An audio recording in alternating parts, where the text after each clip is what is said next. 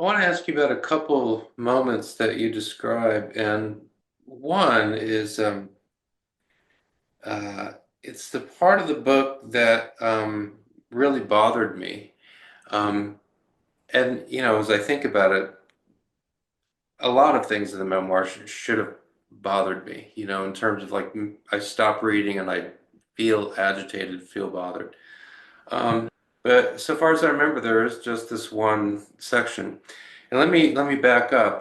When I taught classes on war, say the Civil War, we would read sections of memoirs, and maybe in a section of a memoir, a Confederate soldier would talk about the horses that after battle were themselves in the death throes. And what I noticed with the students is that they would be bothered by what they're reading, or what's coming up in the discussion about the horses. And I would point that out to them, that we've read about you know bodies going down in battle, but what strikes us is what's happening to the horses. And we talked about that. It's like, why is that? And usually what the students would say is because the horses are innocent. The human beings have created this disaster, but the horses are innocent. And I identify with that. And so I'm a little reluctant to, but the part of the memoir that really kind of stopped reading and felt bothered by was where you write about the buffalo, the water buffalo. And I wonder if you could just because that bothers you too. And there are a lot of things you mention in the memoir that, for obvious reasons, bother you. And I don't know where the water buffalo story stands and relative to other stories, but there are a number of places where you say, basically you say, this memory is one of the memories that really bothers me. And you say that about the water buffalo story as well. So I wonder if you could just relate that story. What Hmm. is that story of the water buffalo? And I believe this comes, near the tail end of Operation Essex, if I remember. Hmm.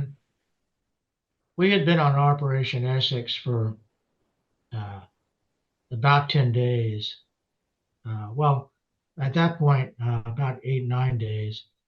Near the end of the operation, we had been in heavy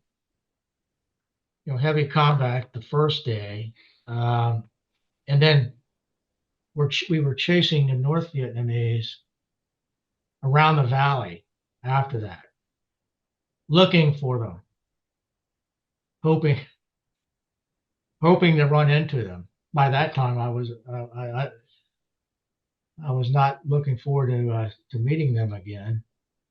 But it was a quiet it was a quiet midday thing.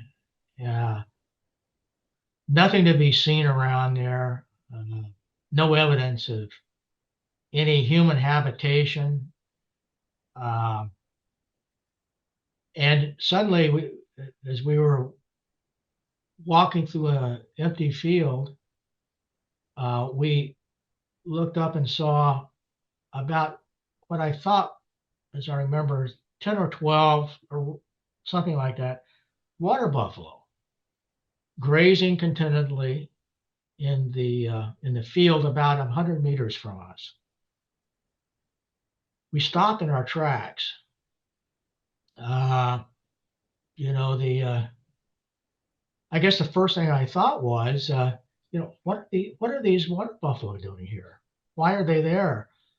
Uh, and the company commander must have been thinking the same thing. I was with the command group. He got on the radio and he radioed the battalion headquarters, which was located on a hill, a safe hill in the valley, about 7,000 meters away. And I could hear him, I couldn't hear the details of what he was saying, but I knew that he was asking for guidance on what to do with these buffalo, if anything. They were very healthy buffalo, and they were not alarmed at seeing us.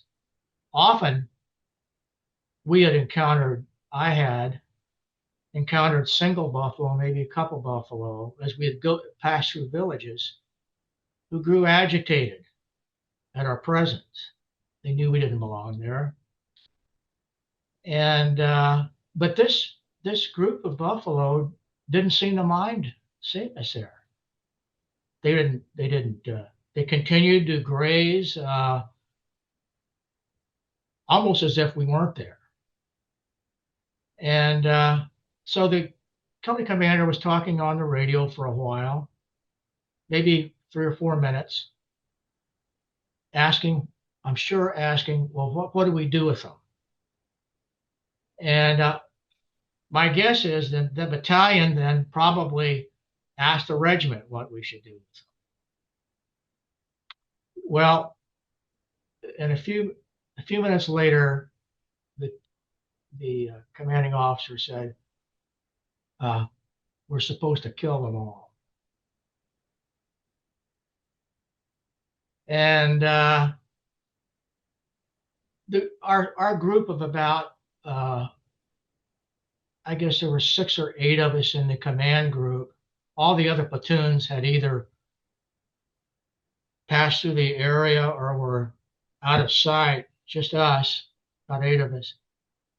And I acted as if, there was nothing unusual about it. I didn't like it. I didn't like the command that we were to kill them all. But and the Marines, I looked at the Marines around me, and they didn't like the order. I knew they didn't. Now the reasoning behind the command to kill them must have been, now I'm extrapolating this, must have been that the enemy, the North Vietnamese, kept these herds.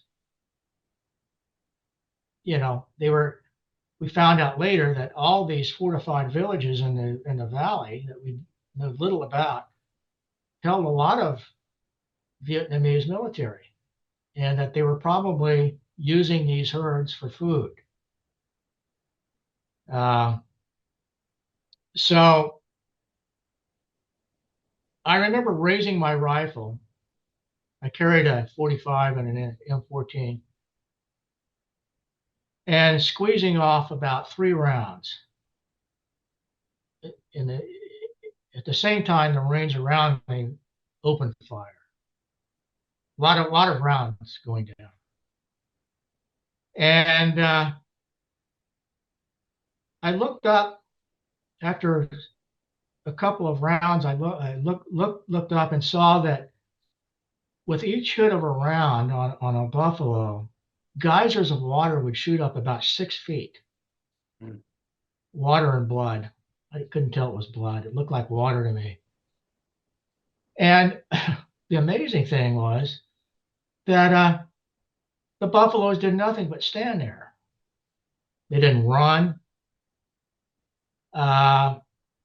They didn't charge us. It's as if, they didn't know, didn't sort of care about what was happening. But the rounds kept going down, and one by one, they toppled. And I guess after I saw what the rounds were doing, I just turned my back to it. And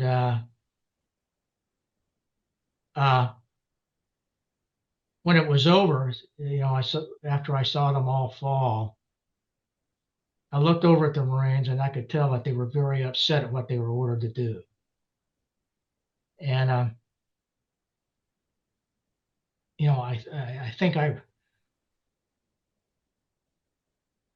probably wept a little, but I'm not sure. I wept inside for sure. And then we went on our way as if nothing happened.